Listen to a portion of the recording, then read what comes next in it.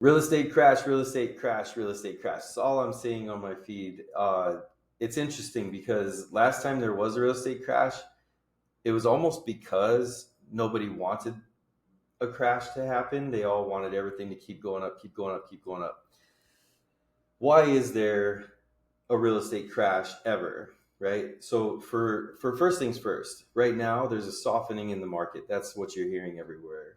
That's what the people are saying. Oh, the market's soft. The market's soft. What does that mean? That means that the sellers are having to give concessions. Sellers are having to come down on price a little bit. So you might have had a property sell in your neighborhood for 1,100,000.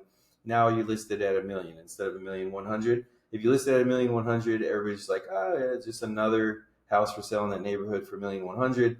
So in order to capture the buyer's attention, we're going to show that there's some value here. Hey, look at this. It's the neighborhood for $1,000,000. And then you go see the property, and then they fall in love with the property, and then they buy the property, right? But back to the crash. So the crash happened because people just couldn't make their mortgage payments.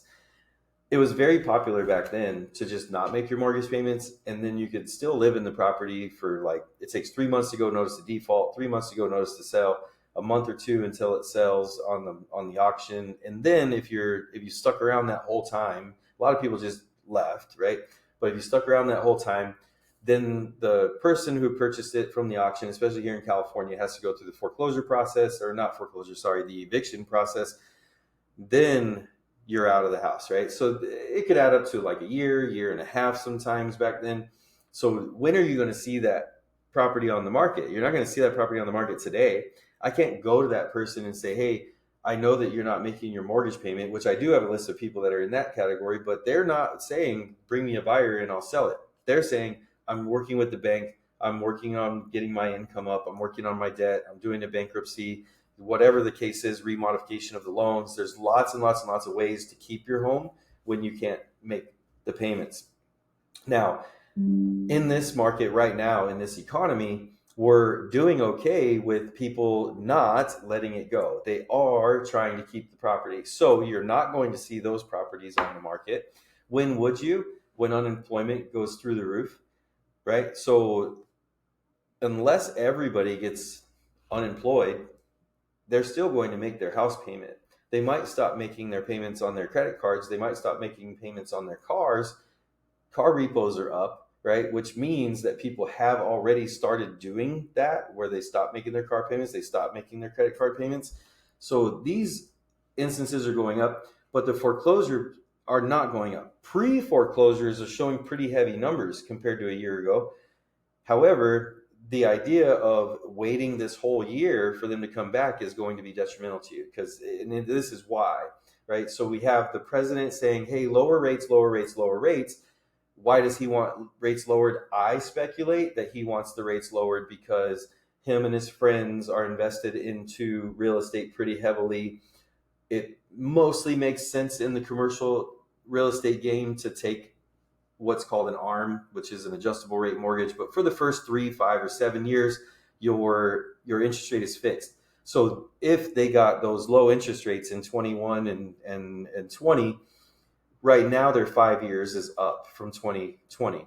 So 2021 rolls around, the people that, or 2026 rolls around, the people that 2021 did their fixed interest rates, they're going to become adjustable. So those people are looking at their payments going up. And like I said before, that's mostly commercial real estate. So if you're interested in purchasing commercial real estate, right now would be a great time to go out and snag one of these that people are waiting for this refi, but they can't afford it, and then maybe work out a deal with them on purchasing their property at a bit of a discount. But back to the whole like residential foreclosure market, I don't expect that we're going to see it hit the market. I do 100% expect interest rates to come down when Powell steps down or gets replaced. So looks to me like Powell was told by the president multiple times to lower interest rates, and that Powell dug his feet in the sand and said, nope, I'm stuck right here. I'm not doing it, especially not for you. So here we are waiting on interest rates to come down. If you're a buyer, if you don't own anything, if you don't own what you want to own, I'm making this video so that you get off of the couch, get in your car, and go see every house that you could possibly want. Why now? Now, because your competition is sitting on the couch just like you are, waiting for interest rates to come down just like you are. So what ends up happening when interest rates come down? Well, money is cheaper.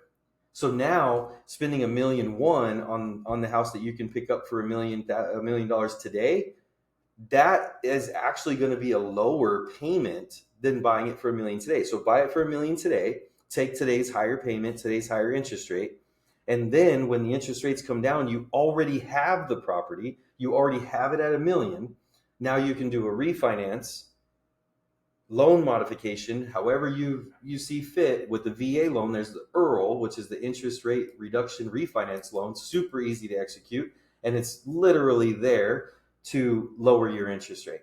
So with that built in, and Powell is out in like 7 or 8 months, you go buy the house now, you make your first 6 payments, and now you're poised and ready. So when the interest rates hit what you want the interest rate to be, pull the trigger, refinance into that interest rate, and now you're set. You've got today's prices at tomorrow's interest rates. Now, what if you wait? Why do the buy now and refinance later? Well, you wait. Waiting is going to cause you to spend $1.1 million, maybe $1.15 million, maybe $1.2 million on that same house, right?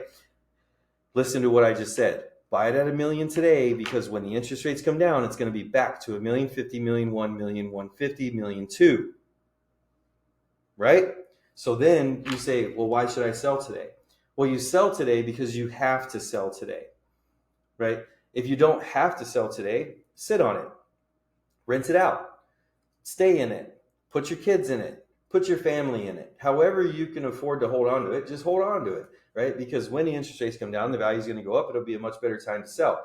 Now, why do you sell today? Sell today because the buyers that are actually smart and actually savvy are actually out there buying today. You're not going to have to worry about all the riffraff. What's going to happen when the interest rates go down? Everyone's going to come to buy. Everyone, meaning the people that don't know how to buy, the people that are not savvy. So today you're going to get a better buyer. They're going to be practical. They're going to be grateful that they can buy, and they're going to treat you well. You must then treat them well with an attractive price and some incentives. I hope this helps, and don't worry about a crash. If a crash happens, just be sure to be ready to buy some property. But right now we're in a dip. And if you're not buying the dip, what are you doing?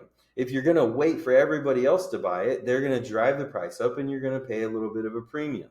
So let's get out there, let's get shopping, and let's get motivated, and let's get you locked in to the house that you want in the area that you want at today's price, and then you can refinance it later for that lower interest rate. All right, hope this helps. Peace.